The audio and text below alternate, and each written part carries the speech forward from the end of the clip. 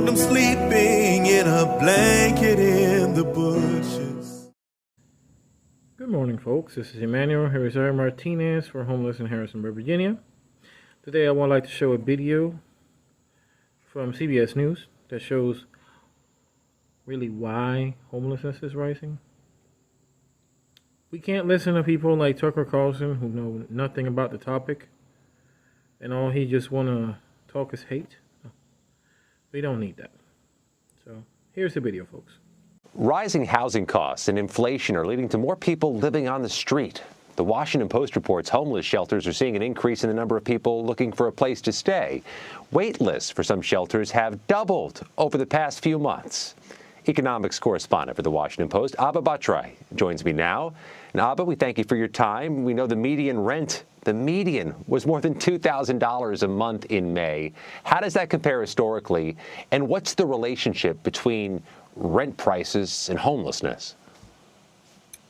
That's absolutely right. Median rents are above $2,000 for the first time ever. And we're starting to see, huge astronomical rent increases across the country, 20, 30, sometimes even 40% in some cities. And what that means for renters is that, when their lease comes up for renewal or when they look for a new place to live, many of them are finding that they're simply priced out. And even if they have money to afford something, they often, they run into long waiting lists and can't find what they need in time, which leaves them without a place to live.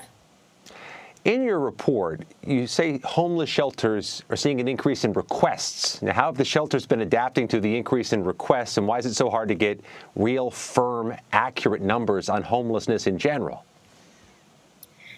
Getting homelessness figures is notoriously difficult because, you're relying on a makeshift patchwork of counts. And, many people, only about 20% of homeless people are actually chronically homeless and living in shelters or on the street.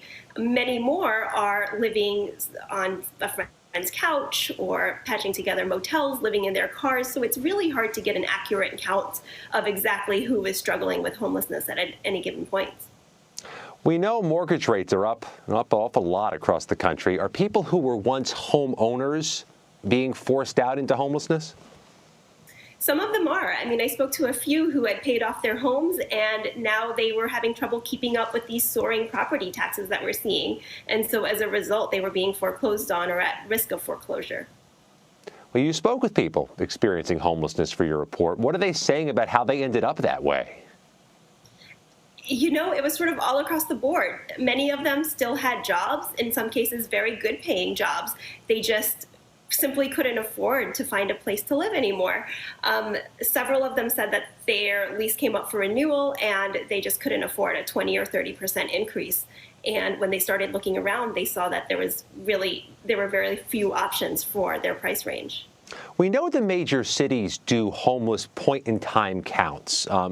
Is it more difficult to navigate this in a suburban or a rural world where perhaps they're not doing that kind of data collection? Yeah, that data collection varies from locality to locality, and there's often a lag. So the numbers we're seeing now are for homelessness last year or even 2 years ago. So it's really hard to get an accurate picture of how things look right now at this moment. So that we will see these numbers from this moment in time in 2023, 2024? That's right. Abba Batrai from the Washington Post. Thank you very much. Thank you. Rising housing costs combined with persistent inflation for basic necessities such as gas and food have left more Americans nearly homeless and millions more fearing that they'll soon lose their homes. Shelters across the country are reporting a sudden increase in numbers of people looking for help as they struggle to cover the basics. Inflation has reached 40-year highs just as many vulnerable families are readjusting to life without a boost from government stimulus or protections to keep them from being evicted. A rise in homelessness is the latest example of a recovery further separating the haves from the have-nots. Soaring housing prices have allowed existing homeowners to see their wealth balloon. Meanwhile, for a growing number of Americans, simply finding a place to spend the night is becoming more and more expensive and out of reach. It's not just in Harrisonburg, Virginia that rent costs are rising everywhere. Meredith Grief, an assistant professor at Johns Hopkins University, whose work solely focuses on homelessness and inequality, said, We're in a very precarious moment where the cost of living is going up so quickly through the price of gas and food and rent that more people can't afford a place to live anymore. Everywhere you turn, prices are rising, but wages are not keeping up with it. There is limited national data on how many people are unhoused, especially since the pandemic began. In January of 2020, there were more than 580,000 people in America experiencing homelessness, according to the National Alliance to End Homelessness. In interviews with the Washington Post, shelter officials in 15 states all reported a dramatic increase in the number of people, particularly single mothers, seeking services this year. In some cases, wait lists have doubled or tripled in a matter of months. We're in survival mode. Inflation falls the hardest on low-income Americans. In the past, homelessness has often befallen those going through hard times after losing a job, shouldering unexpected medical expenses, or dealing with ongoing health problems such as myself. However, this time around, shelters say that they're seeing a rise in families who still have steady, even good-paying jobs, but cannot find an affordable home.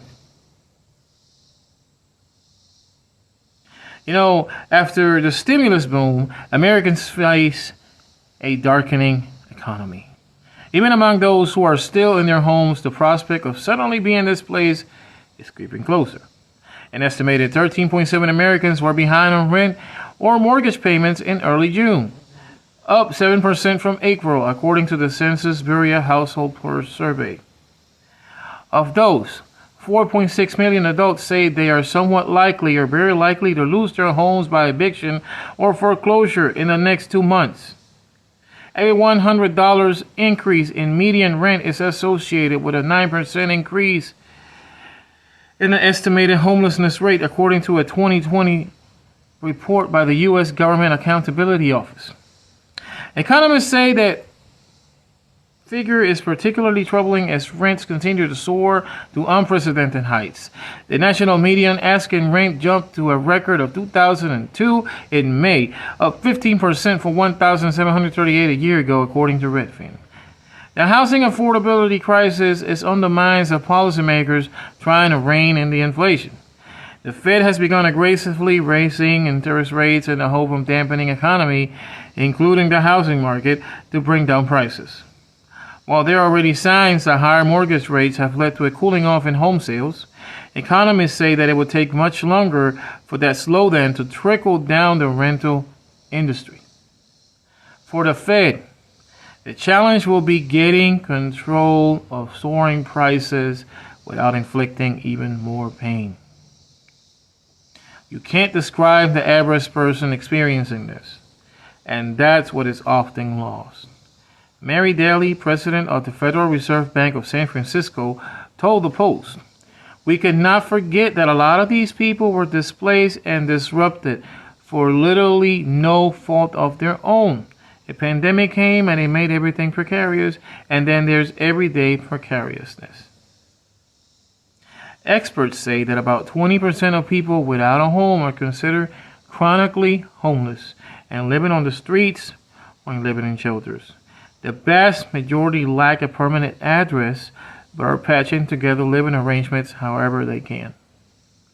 Once you're out of housing, even if you're living in your own car, you've already fallen off the cliff. You don't have a permanent address, a bed, or a place to shower anymore.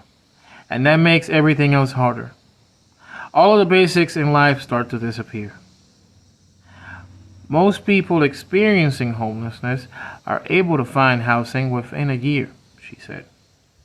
But being displaced, however briefly, can easily trigger other major setbacks, such as job loss and long-term financial uncertainty. Please, don't be judging the people on the street without knowing their story. This was Homeless in Harrisonburg, Virginia. Until next time, take care, guys.